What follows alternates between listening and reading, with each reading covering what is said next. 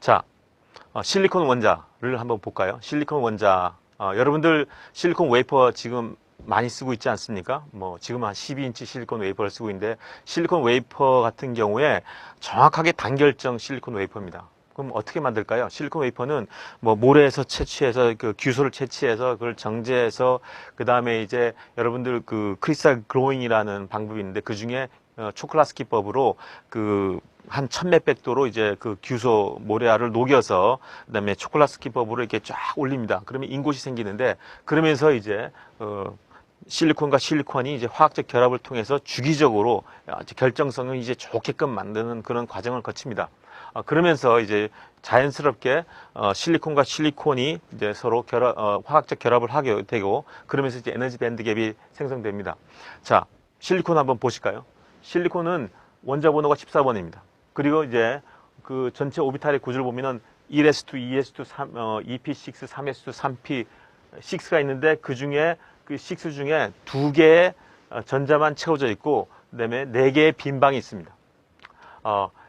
반도체 한 사람들은요, 이 가장 최애각 최애각 오비탈에 있는 전자들만 보통 신경을 많이 쓰고, 그 아래에 있는 전자나 스테이트에 대해서는 별로 신경을 안 씁니다. 알 필요도 없고. 그래서 여기는 별로 그렇게 중요하지 않고, 물론 나중에 이제 뭐 어벌렌치 브레이크다운에서 그 레티스를 때려서 이제 새로운 엘렉트론 홀 페어가 생기는 그런 경우가 생기는데, 그때는 여기 있는 것들이 워낙 큰 에너지로 때리기 때문에 나올 수가 있습니다. 그런데 뭐 그거 외에는 그냥 여기 최외각 전자, 여기 최외각 전자만 신경 쓰시면 될 것 같습니다. 최외각 전자는 어떻게 되어 있느냐?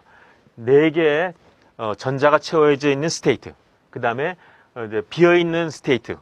네, 여러분들 새로운 이제 단어가 나왔습니다. 뭐 엘렉트론도 많이 들어봤을 거고, 또 홀도 많이 들어봤는데, 스테이트란 말은 들어보지 못했을 겁니다. 자, 원자 번호 14번 실리콘 같은 경우에 맨 마지막 오비탈, 그러니까 궤도를 보면은 여기에 이제 전자가 채워져 있는 스테이트와 그다음 전자가 채워져 있는 4개의 스테이트가 있다는데, 여러분들 그 스테이트를 그냥 빈 방, 전자가 들어갈 수 있는 빈 방, 또는 전자가 들어갈 수 있는 빈 집이라고만 이해하시면 될 것 같습니다. 네. 그래서 요 스테이트를 이제 이해하시면 될 것 같고요. 그런데 이제 나중에 이제 그 스테이트가 또 이제 다른 개념이 나오는데, 이제 밴드갭 내에 또 스테이트가 존재할 수 있습니다.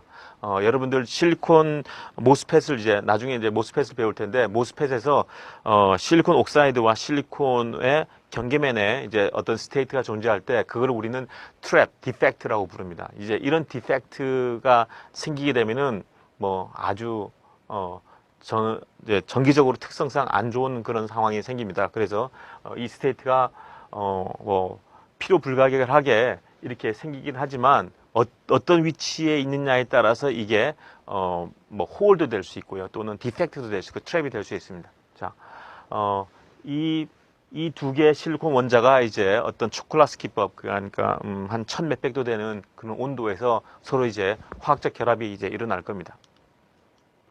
자, 이게 이제 에너지 밴드 갭 이제 생성 원리인데요.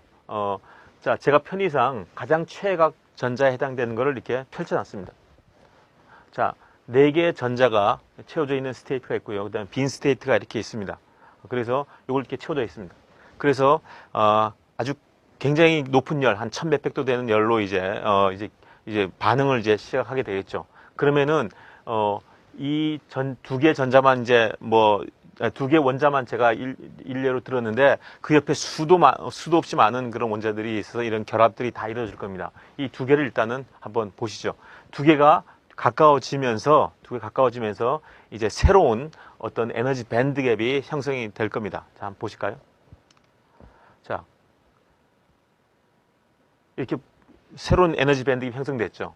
이건 뭐냐면은 그 원자 핵이 이제 서로 이제 가까워지면서 반발력이 생기면서 그 새로 이제 최각 전자가 이제 밀어내게 됩니다. 그러면서 아까 여기서 비어 있는 스테이트는 높은 에너지 준위로 가고요. 그다음에 전자가 채워져 있는 그 스테이트는 좀 더 낮은 에너지 준위로 가게 됩니다. 그러면서 이런 새로운 에너지 밴드 갭이 생깁니다. 마치 옆에 이제 그림처럼 이제 악어가 싸울 때 쫙 벌려서 이제 이걸 우리는 이제 오버랩되고 스플릿된다고 그러는데 오버랩되고 스플릿되는 과정.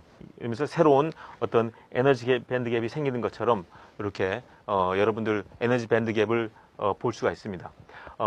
아까도 말씀드렸다시피 이 그 보호 모델에 따르면은 그 오비탈과 오비탈 사이에, 그러니까 낮은 에너지 준위의 오비탈과 또 높은 에너지 준위의 오비탈 사이에 에너지 갭이 존재한다고 그랬습니다. 그거 자체도 에너지 갭이고요. 그 다음에 이제 두 개의 원자가 이제 결합하면서 이제 어떤 원자 핵의 반발력에 의해서 새로운 이제 이런 에너지 밴드 갭이 생기는데 이것도 이 에너지 갭의 연장선이다라고 이제 생각하시면 좋을 것 같습니다. 자, 여기서 여러분들 주목해야 될 것들이 여기에 이제 채워져 있는 전자들, 그러니까 전자가 채워져 있는 스테이트들은 낮은 에너지 준위로 갔고, 그 다음에 비어 있는 에너지 준위는 위로 올라갔고, 지금 개수로 물리적으로 그냥 시각적으로 보면은 4개에서 똑같은 수가 이렇게 나눠져 있습니다. 네. 그래서 이게 실리콘의 에너지 밴드 갭 생성 원리입니다. 자, 여러분들 아까 좀 전에 보시다시피 그 악어가 싸울 때 입을 쫙 벌려가지고 이제 싸우듯이 이렇게 두 개의 원자가 만났을 때 최각 전자에 해당되는 오비탈이 서로 오버랩되고 다시 새롭게 스플릿되면서 새로운 에너지 밴드 갭이 형성됐습니다. 그러면서 최각 전자 중에 전자가 채워져 있는 전자가 채워져 있는 스테이트 같은 경우는 이제 밑으로 내려갔고요. 그 다음에 전자가 채워져 있지 않은 빈 스테이트는 위로 올라갔다는 걸 볼 수 있습니다. 그게 이제 에너지 밴드 갭의 형성 자체를 보여드린 겁니다. 그래서 여기서 이제 에너지 밴드 갭의 그 오리진은 뭐냐 했을 때 오버랩 되면서 스플릿돼서 새로운 에너지 밴드 갭이 형성된다. 그리고 이제 채워져 있는 4개 전자는 이제 밑으로 가고 그 다음에 빈 스테이트는 위로 간다. 예. 그리고 이제 여러분들 우리가 알고 있는 그런 에너지 밴드 갭이 단순히 선 3개 에너지 밴드 갭이 이렇게 이제 여러분들 볼 수 있지만 실제로는 좀 더 자세하게 그리면 이렇게 됩니다. 자, 여러분들 그 제가 젊었을 때 아주 학생 때 궁금했던 것 중에 하나가 실제로 에너지 밴드 갭이 존재할까라는 궁금증을 상당히 제가 깊이 고민한 적이 있습니다. 지금 생각해보면 참 어떻게 보면 어처구니 없고 어떻게 보면 이렇게 너무 쉬운 질문을 그때 왜 그렇게 고민했는지 모르겠는데 실제로 존재합니다. 여러분들 그 원자 핵은 원자 크기는 한 뭐 3앵스트롬에서 한 5앵스트롬 정도 되는데요. 그 실리콘 원자를 한 뭐 10억 배 정도 확대한다고 한번 생각해 보시죠. 전자해미경 중에 뭐 예를 들어서 한 10억 배 정도 확대할 수 있는 그런 전자해미경이 있다 그랬을 때 뭐 한 대략 그 3앵스트롬에서 한 5앵스트롬이 한 30cm에서 한 50cm 정도 될 겁니다. 그랬을 때 이제 원자핵이 이렇게 있고요. 그 위에 이제 복잡하게 이제 오비탈들이 돌아갈 겁니다. 물론 보호 모델을 가정해서 여러분들 생각하시면 좋을 것 같습니다. 슈레딩거나 뭐 이런 거는 워낙 복잡하니까. 그래서 원자핵의 주위에 이제 전자들이 오비탈이 이렇게 돌아가고 있다. 실제로 돌아가고 있다. 그래서 이제 눈을 이렇게 되면 아마 거기에 실제로 존재할 겁니다. 그리고 거기에 이제 오비탈이 존재하고요. 그 다음에 두 개가 만났을 때, 그 스플릿 되면서 실제로 컨덕션 밴드와 밸런스 밴드가 이제 그 원자 핵을 중심으로 위에도 있고, 옆에 있는 네이버 실리콘들이 위에도 있고, 옆에도 있고 이렇게 있지 않겠습니까? 그게 이제 서로 이제 결합을 하면서 거기에 이제 그 에너지 밴드 갭이 형성이 되겠죠.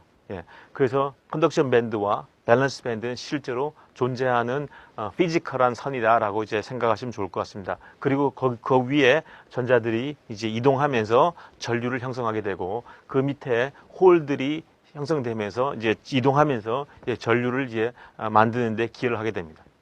하지만 여기에 이제 새로운 선이 있는데 이거는 다 같은 선이 아닙니다. 이제 선처럼 보긴 하지만 이제 페르미 디락이라는 사람이 이 가이드라인을 만들었습니다. 이제 다시 설명을 드리겠지만 전자를 발견할 수 있는 확률 2분의 1 되는 지점을 우리 페르미 레벨이라고 하자라고 약속을 하고 이제 어떤 가이드라인을 이제 그려놓고 해석을 하니까 반도체가 너무너무 쉽게 해석이 되는 거예요. 그래서 이제 이게 페르미 선을 이제 그려놨습니다. 그래서 요 두 개는 피지컬한 선, 그 다음에 요거는 가이드라인, 그냥 우리가 해석하기 위해서 그냥 상상으로 그려놓은 선 하나.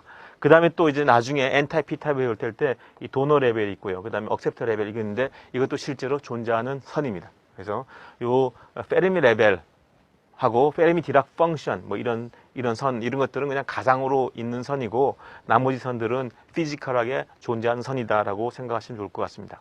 자, 전공책에는 이렇게 간단하게 이렇게 선만 그렸는데 저는 그렇게 이제 안 봅니다. 저는 이제 이런 전공책에 보면은 학생들이 참 혼돈하기 쉽겠다 이렇게 생각이 들어서 좀 더 자세하게 이제 그림을 그려준다면은 아까 제가 에너지 밴드갭 생성 원리에서 설명드렸다시피 이렇게 빈 스테이트, 빈 방, 전자가 올라갈 수 있는 빈 방이 원래 있지 않았습니까? 원자 구조에서도 최각 오비탈에 보면은 그리고 이제 이 밸런스 밴드 밑에 전자가 채워져 있는 전자들이 있습니다.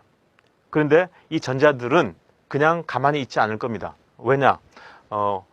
전자의 무게 자체가 일단은 전자의 무게 자체가 9.1 곱하기 10의 마이너스 31승 무지무지 가볍습니다. 뭐 이건 뭐 양자역학적으로 해석할 수밖에 없는 그런 전자인데 이게 가만히 있지 않고요. 보통 약간의 열 에너지를 받더라도 실제로 0K라는 열 에너지, 0K는 이제 뭐 절대 영도 0인데 그거를 이제 환산하면 마이너스 273도죠. 그죠? 273도에서도 약간의 열이 있다고 보고 그게 활동성을 가지면서 이 밸런스 밴드에 있는 전자들이 이렇게 불연속적으로 여기에 왔다 갔다 한다는 것을 이제 알 수 있고요. 조금 더 온도를 올리면은 이 열 에너지를 받아서 이 밸런스 밴드에 있는 전자들이 상당히 위까지 올라가는 것을 보실 수가 있습니다. 그거를 발견하고 이론을 정립한 사람이 페르미라는 사람과 디락이라는 사람이 만들어서 그거를 페르미 디락 펑션이라고 했습니다. 자, 이 그림 같은 경우는 인트린직 세마이컨덕터라고 그랬는데요. 인트린직 세마이컨덕터는 나중에 다시 배우시겠지만 먼저 일단은 도핑이 전혀 안 된 순수한 실리콘이다라고 생각하시면 좋을 것 같습니다. 물론 나중에 컴펜세이티드 세마이컨덕터에서 N타입과 P타입이 정확하게 같은 양을 했을 때 인트린직이 되는 경우도 있지만 여기서 지금 현재 시점에서는 인트린직 세마이컨덕터를 전혀 도핑되지 않은 그냥 실리콘이다라고 생각하시면 되고 그 반대 개념이 익스트린직 세마이컨덕터입니다. 익스트린직 세마이컨덕터는 N타입이나 또는 P타입 도프트된 세마이컨덕터를 익스트린직 세마이컨덕터라고 부릅니다.